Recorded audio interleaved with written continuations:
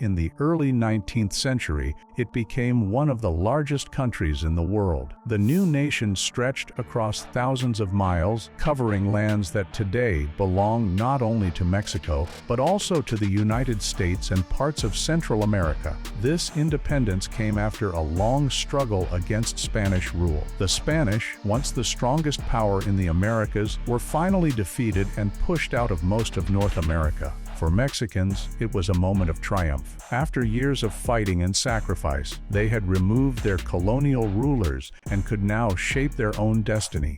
But while the victory was celebrated, it also brought challenges. Governing such a vast land was never going to be easy. The country was huge, diverse, and filled with regions that had their own traditions, priorities, and leaders. The new Mexico was proud of its size and strength, but hidden beneath that pride were deep cracks that would soon appear. The early leaders dreamed of a united, powerful empire, but independence was just the beginning. War and territorial loss. What began as a glorious triumph would quickly turn into one of the most turbulent stories in the history of the Americas. A huge new empire after winning independence, Mexico did not immediately become the republic we know today. Instead, its leaders created an empire. At first, a regency council ruled the nation while deciding who should take the throne. These men wanted to show strength and unity to the world, so they looked beyond their borders. Mexico reached out to its southern neighbors, the recently independent Central American states. With some persuasion, these regions agreed to join Mexico. Overnight, the young country grew even larger. From California to Central America, the Mexican Empire now stretched across a massive territory. On maps, it looked powerful and unshakable, a new giant in the Americas. Many hoped this would give Mexico security and prestige. But size also meant problems. The empire had to govern distant provinces with poor communication and weak infrastructure. Local leaders often cared more about their own towns than about Mexico City. The Regency Council believed that choosing a strong emperor could hold everything together. They soon turned to a decorated general, Augustine Abdicates, who had helped secure independence. To many, he seemed the perfect choice, charismatic, respected, and ambitious.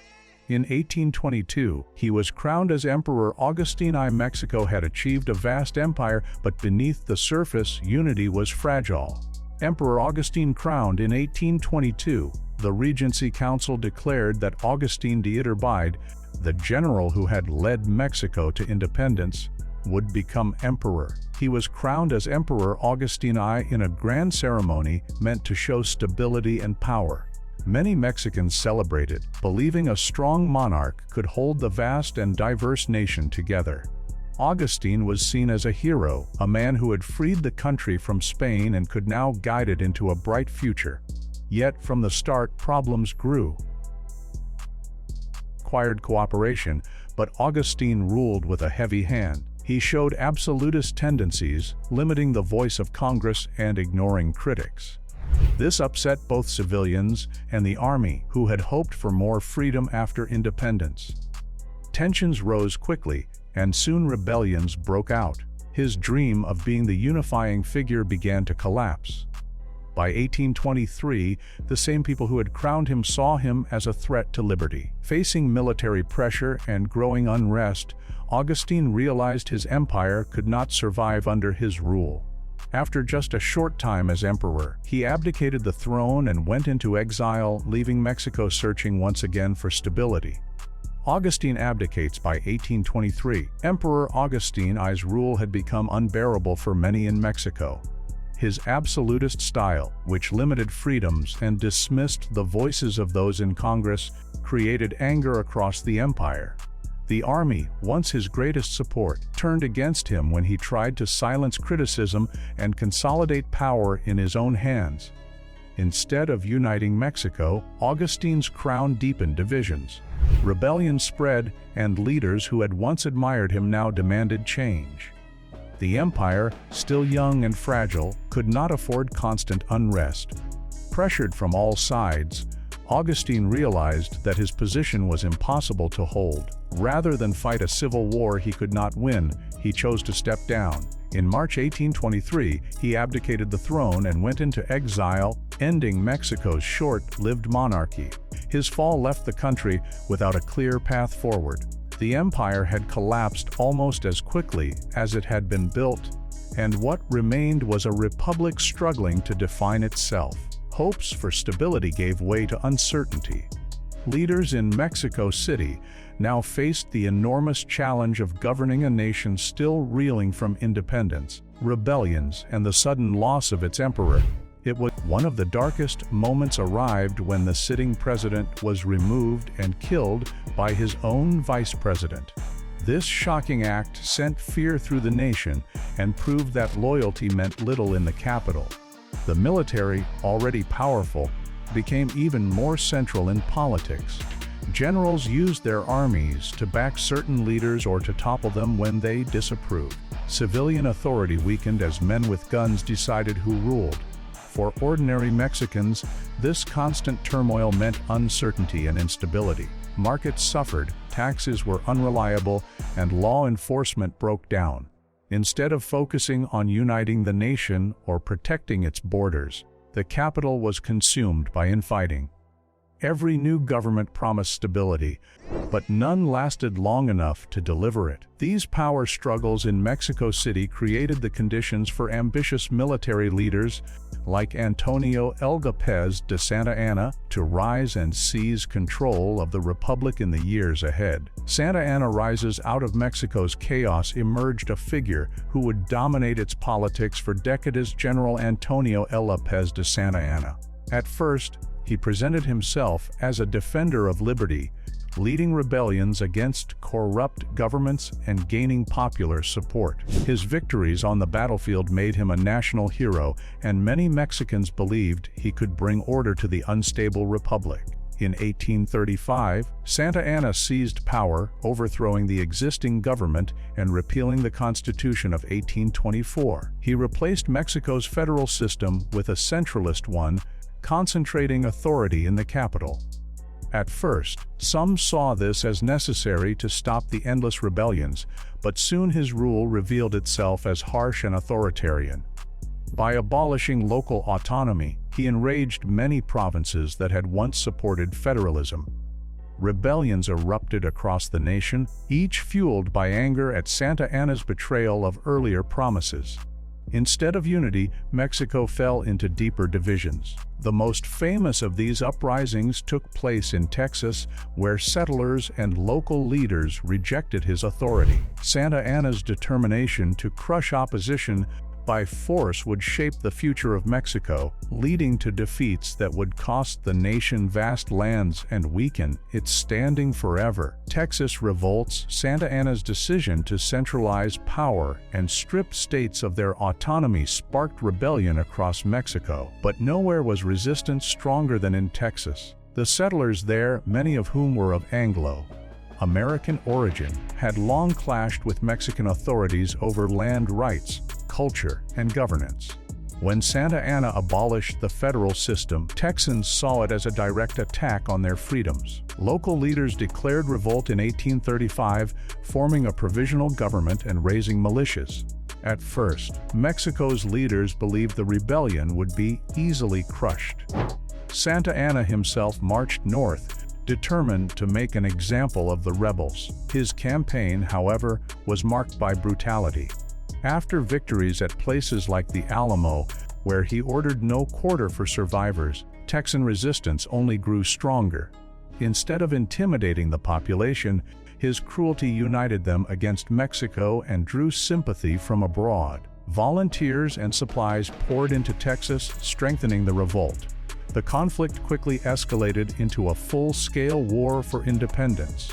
Santa Anna remained confident that Texas could not stand alone against Mexico, but his miscalculations would soon lead to disaster, both for himself and for the future of the Mexican Republic.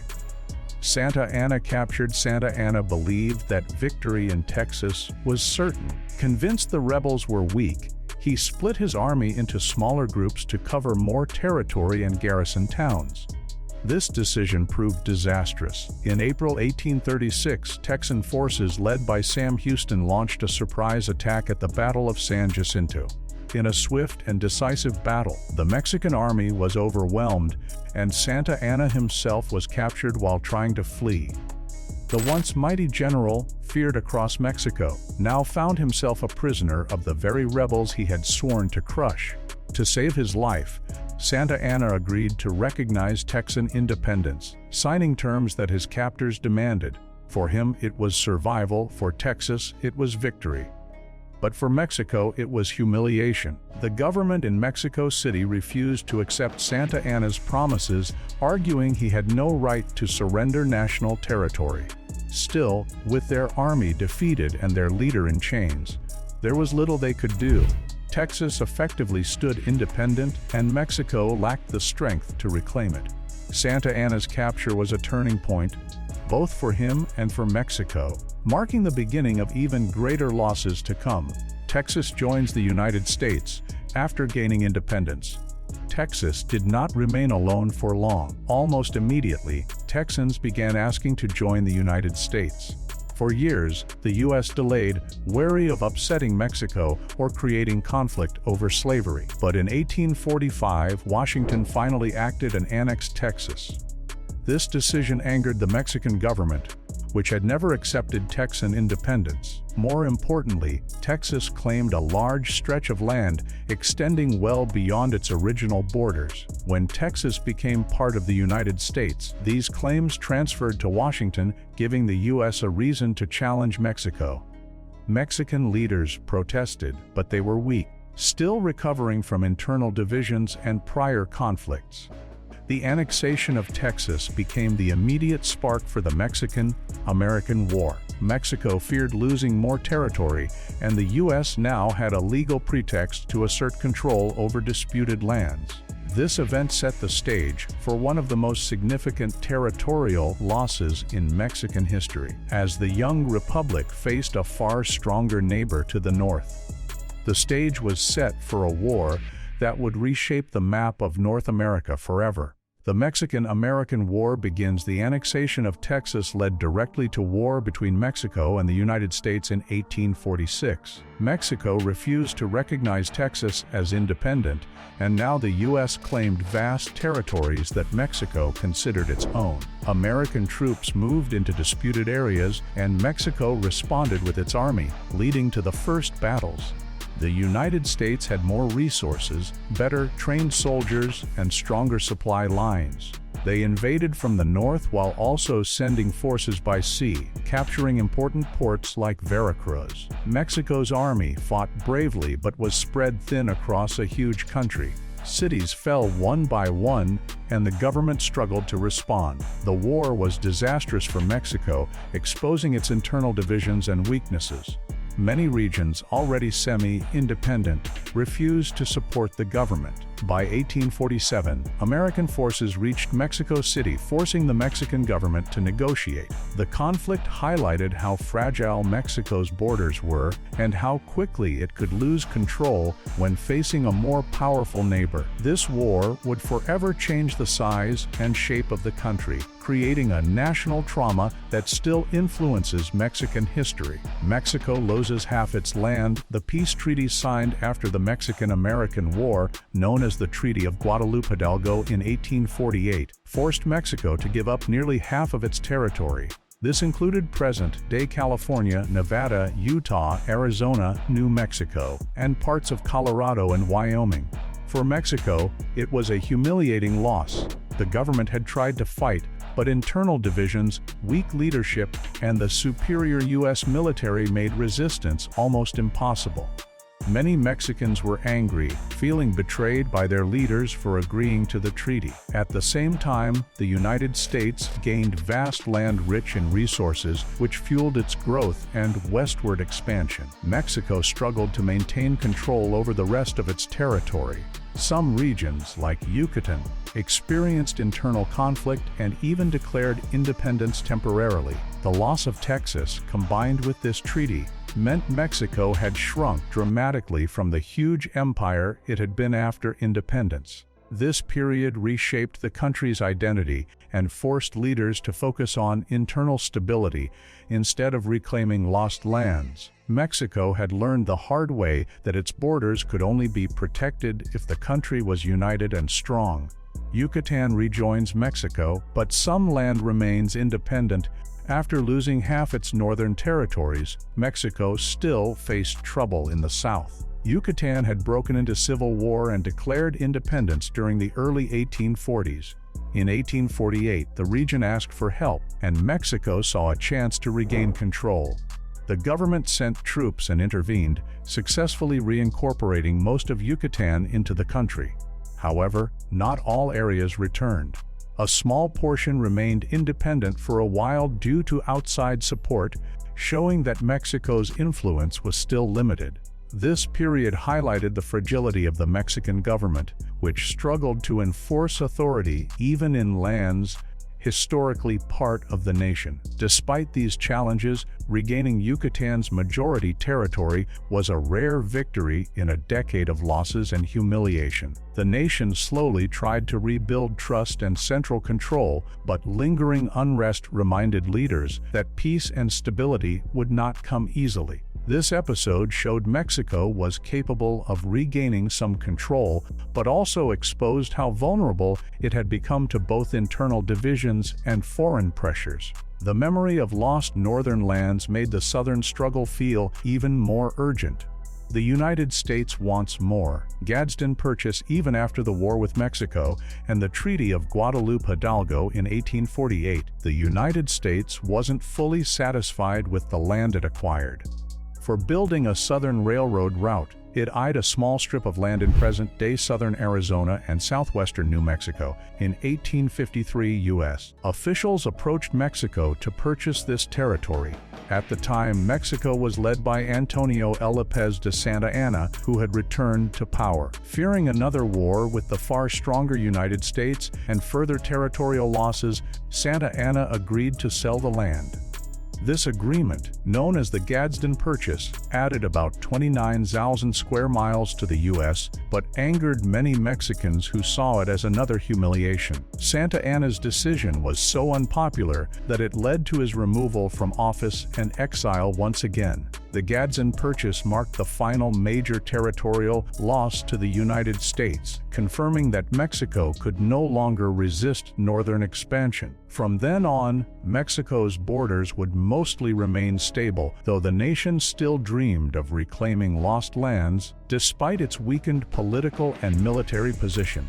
Minor border changes and Yucatan issues after the major territorial losses of the mid-19th century. Mexico's borders mostly stabilized, but small changes continued. In the 1850s and 1860s, the Yucatan Peninsula faced internal struggles, including civil wars and uprisings. Mexico intervened to restore order and reincorporated most of the region into the country. However, a small part of Yucatan remained independent for some time, receiving support from foreign powers. Meanwhile, minor border adjustments occurred in other regions. In 1893, Mexico formally renounced claims to former Yucatan lands, which became part of British Honduras. Over the following decades, Mexico also suppressed rebellions in remote areas, gradually consolidating control. These changes were relatively small compared to earlier losses, but they reflected Mexico's ongoing challenges in maintaining authority over distant territories. Despite ambitions to regain larger areas lost to the United States, Mexico's weakened position and the protection of these lands by foreign powers made major reclamation impossible.